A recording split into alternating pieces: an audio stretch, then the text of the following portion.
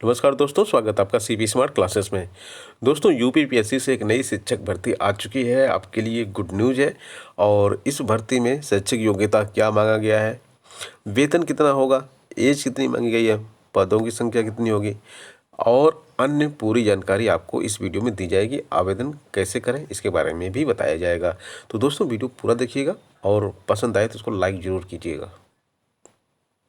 दोस्तों, उत्तर प्रदेश लोक सेवा ने 24 दिसंबर तक के लिए एप्लीकेशन निकाल दिया है। 21 और ये जो आपको दिया गया है यहाँ पे लास्ट डेट दी गई सबमिशन की 24/12/2020। सीधी भर्ती है ये, 24/11 से 24/12 तक चलेगी। 1 महीने का पूरा टाइम दिया गया है यहाँ पे। और इस सीधी भर्ती में कई तरह के पद निकाले गए हैं, जिसमें आपका एक पद आता है शिक्षकों का पद, और उसकी संख्या जो टोटल है 128 है। 128 पद शिक्षकों के हैं। तो यहाँ पे हम देख लेते हैं कि पद पहले किस तरह निकाले गए हैं। तो ये पद निकाले गए हैं। अब डिपार्टमेंट ऑफ एजुकेशन की तरफ जो हम जाते हैं तो यहाँ पे निकलता है पद असिस्टेंट प्रोफेसर की। ये इसको गवर्नमेंट डिग्री कॉलेज जीटीसी की असिस्टेंट प्रोफेसर की भर्ती भी बोलते हैं। यह भर्ती आयोग के माध्यम से होती है। और अगर आप पेमेंट की बात करेंगे तो 15,600 से 39,100 और ग्रेड पे 6,000 लेवल 10 का पे यहाँ पे मिलता है। 21 से 40 साल की एज यहाँ पे मांगी गई है। ठीक है। और 40 साल के बाद भी एज में रिलैक्सेशन है अगर आप किसी कैटेगरी के हैं या कोई रिजर्वेशन आपको मिलता है तो। अब पदों की संख्या की बात कर लेते हैं तो इकोनॉमिक्स में आप देखेंगे कि टोटल वैकेंसी 5 है। और इन 5 पदों में जनरल का 1 पद है, 1 पद ओबीसी का है, 3 पद एसटी के हैं। इसी तरह से हिस्ट्री में 6 पद हैं, 3 जनरल हैं, 2 एससी के हैं, 1 एसटी का है। उर्दू में 2 पद हैं और दोनों ही जनरल कैंडिडेट के लिए हैं। इंग्लिश में 10 पद हैं, 4 जनरल हैं, 1 ईडब्ल्यूएस के लिए है, 2 ओबीसी के लिए है, 3 एसटी के लिए है। मैथमेटिक्स में 7 पद हैं, 7 जनरल हैं। होम साइंस में 1 पद है, जनरल है। जूलॉजी में 5 पद हैं, 4 जनरल, 1 ईडब्ल्यूएस के लिए है। फिलॉसफी में 1 पद है ओबीसी के लिए। जियोग्राफी में 4 पद हैं, 2 जनरल हैं, 1 एससी का है, 1 एसटी का है। फिजिक्स में 2 पद हैं, दोनों जनरल हैं। साइकोलॉजी में 5 पद हैं, 2 जनरल, 1 ईडब्ल्यूएस, 1 एससी और 1 एसटी। इसी तरह से केमिस्ट्री में 4 पद हैं, जिसमें 2 जनरल, 1 एससी, 1 एसटी।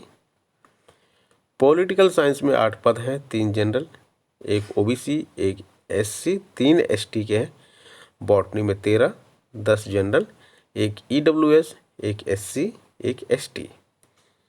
कॉमर्स में 8 पद हैं, 21 पद हैं, 8 जनरल के हैं, 1 ईडब्ल्यूएस के हैं, 11 एससी, 1 एसटी के हैं।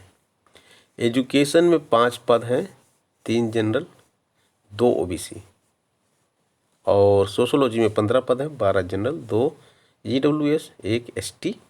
संस्कृत में 8 पद हैं, 5 जनरल, 2 एससी, 1 एसटी। हिंदी में 6 पद हैं, 5 जनरल, 1 ओबीसी।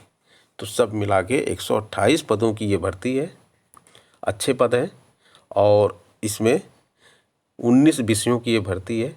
76 पद जनरल के लिए हैं, 8 ईडब्ल्यूएस के लिए, 7 ओबीसी के लिए, 20 एससी के लिए, 17 एसटी के लिए। क्वालिफिकेशन क्या मांगा है इसमें? Good academic record, minimum 2nd division marks in relevant bachelor degree. यानी कि एकेडमिक रिकॉर्ड आपका अच्छा हो, आपने ग्रेजुएशन में कम से कम द्वितीय श्रेणी में आपने ग्रेजुएशन पास किया है, 2nd डिवीजन आपने ग्रेजुएशन पास किया है, और मास्टर डिग्री पास किया हो, यानी कि पोस्ट ग्रेजुएट स्नातक भी आपने किया है। लेकिन वहाँ पे 55% नंबर भी आपको मांगा है। 55% नंबर आपके पास ग्रेजुएशन में स्नातक में होने चाहिए। और जिस सब्जेक्ट के लिए आप फॉर्म भर रहे हैं आपका स्नातक इसी विषय में होना चाहिए। जैसे हिंदी में भर रहे हैं तो हिंदी में स्नातक, सोशोलॉजी में भर रहे हैं सोशोलॉजी में स्नातक, बॉटनी में भर रहे हैं तो बॉटनी में स्नातक। ठीक है। और उसके साथ साथ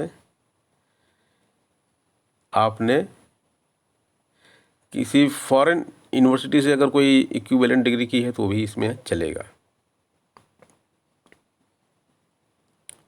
अगर आप शेड्यूल्ड कास्ट के हैं, SC ST हैं, OBC हैं और आप कोई और जो यहाँ पे रिजर्वेशन दिए गए हैं इसमें से आते हैं तो आपको 55% नहीं, केवल 50% प्रस्नातक में मार्क्स हो तो भी चल जाएगा।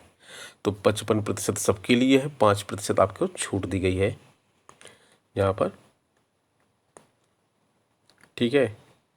और इसके साथ साथ आपको 55% में 5% की छूट गई है और क्वालिफाइंग मार्क्स में भी ग्रेस मार्क्स प्रोसीजर जो दिया गया है वहाँ भी 5% कर रही है आपको छूट दी जाएगी। जो PhD डिग्री होल्डर है वो भी यहाँ पे क्लेम कर सकते हैं। और इसके साथ साथ आपके पास क्या और इन्फॉर्मेशन होनी चाहिए, देखिए आपके पास क्या होना चाहिए। मान लीजिए BA है आपके पास होना चाहिए 2nd डिवीज़न में। अब MA आपने किया है, BA BSc या MA किया है तो 55% नंबर होने चाहिए। 5% आपको छूट दी गई है कुछ कैटेगरीज़ के लिए। इसके साथ नेशनल एलिजिबिलिटी टेस्ट जिसको NET बोलते हैं, नेट आपका क्वालिफाइड होना चाहिए, यानी कि परास्नातक प्लस नेट अगर आपका क्वालिफाई है तो आप इस परीक्षा में बैठ सकते हैं, ये फॉर्म भर सकते हैं।